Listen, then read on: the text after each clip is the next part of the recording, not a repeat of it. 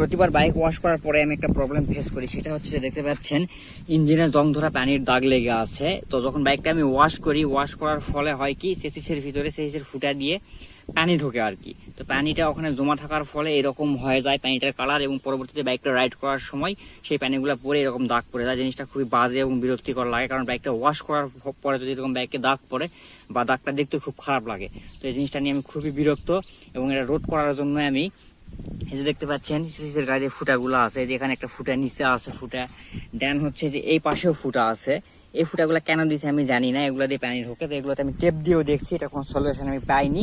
তো জিনিসটা খুবই বিরক্তিকর লাগে। অন্যান্য ব্র্যান্ডের বাইকে এটা হয় কিনা আমি জানি না, কিন্তু এই RTR 162 ওয়াশ করার পরেই এই সমস্যাটা ফেস করতে হয়। তো RTR ইউজার যারা আছেন তারা এই সমস্যাটা ফেস করেন কিনা এবং করলে এটার কোনো সলিউশন আপনারা পাইছেন কিনা সেটা অবশ্যই জানাবেন, কারণ জিনিসটা খুবই বিরক্তিকর লাগে। Bye bye.